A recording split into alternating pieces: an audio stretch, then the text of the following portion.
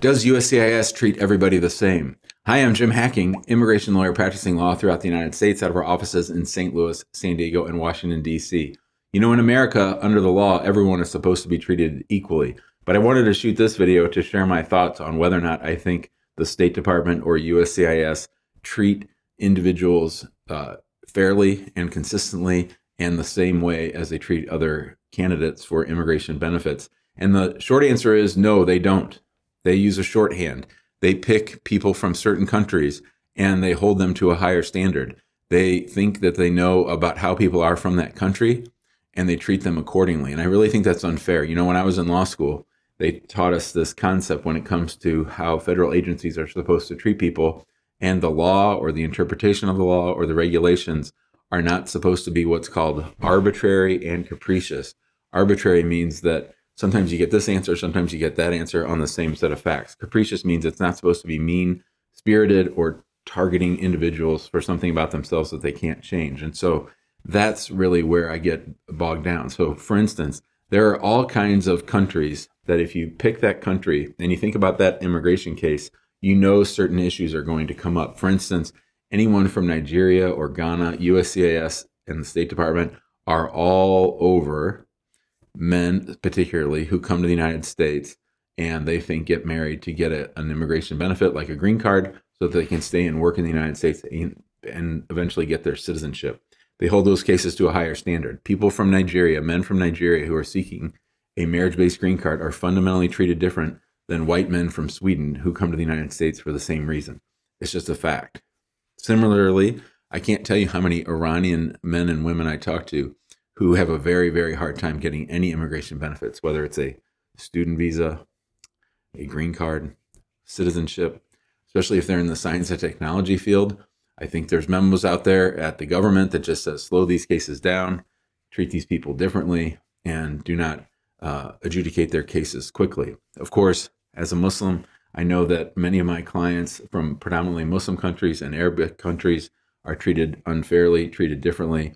And there's even a special program called the Controlled Application Review and Resolution Program, CARP, which was a program designed under the second President Bush and has lasted all the way until now, which is a program to slow down immigration to the United States by people from predominantly Muslim countries. So we know that Muslims, it's been documented by the ACLU and in lawsuits that these agencies are treating Muslims differently.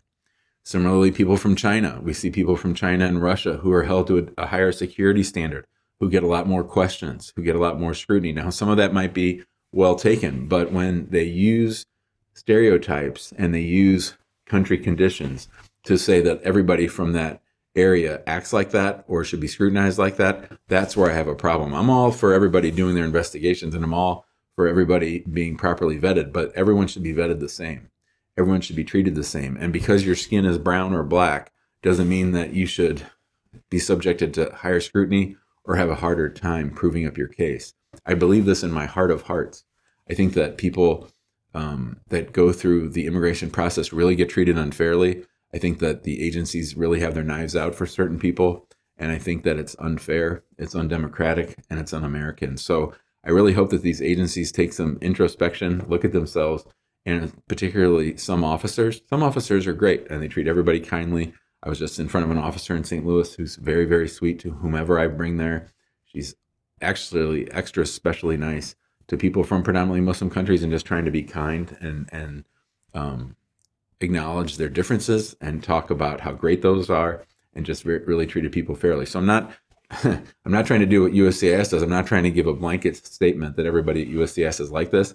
I just think that there's problems that sort of bleed from the top into the different agency offices and discussions that are being had around cases and around adjudication. So I think that people should be treated fairly and consistently and not arbitrarily and not capriciously, not unfairly, not meanly.